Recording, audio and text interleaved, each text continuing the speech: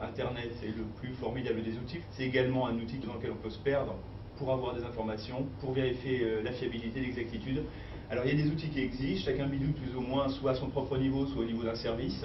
On essaie de trouver des solutions, les inventer. Xavier Delangagne, qui est directeur des systèmes d'information de la ville de La Madeleine, une ville qui est juste à côté de Lille. Également auteur de plusieurs livres sur les outils de veille technologique.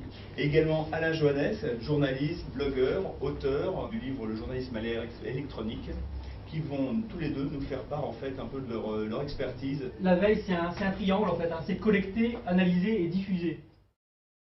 FluRSS, vous connaissez? Donc c'est le petit logo orange que vous voyez sur la plupart des sites dorénavant. Donc en fait c'est quoi? C'est un petit fichier XML pour vous abonner au site. Donc l'intérêt c'est que c'est plus vous qui allez sur le site, c'est le site qui vous envoie des informations. Donc ensuite vous avez une deuxième catégorie qui est intéressante aussi, c'est les alertes Google. Donc vous pouvez faire comme ça une veille sur votre nom, sur votre journal, sur des thématiques particulières. Ce que je conseille, c'est d'avoir une bonne culture générale pour savoir chercher, un sens de l'organisation, plus une culture veille, c'est-à-dire apprendre à reconnaître des singularités et des émergences. Une singularité, c'est un phénomène qui n'a pas d'explication connue. Et traquer les rumeurs. Il y a des sites, des bases de données, donc bien organisées, comme Hoaxbuster.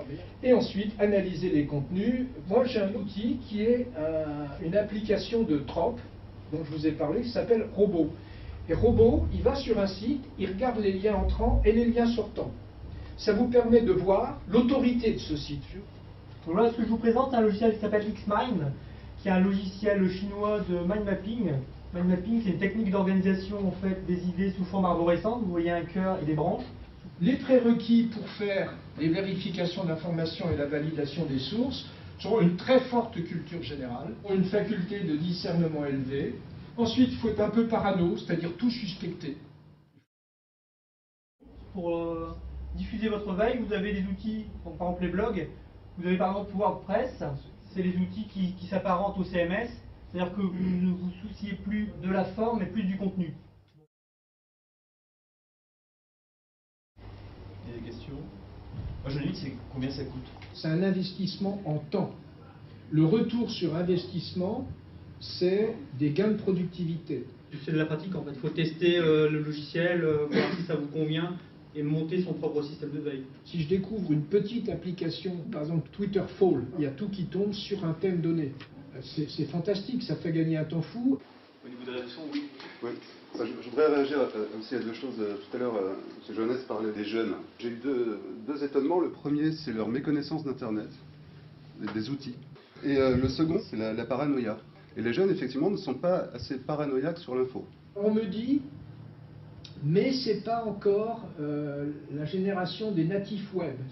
Les natifs web sont nos enfants ou petits-enfants. Ils consomment, mais ils n'utilisent pas des outils.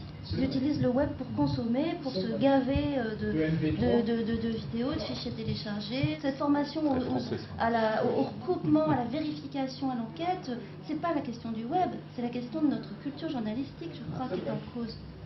Merci à tous et à la prochaine. Merci.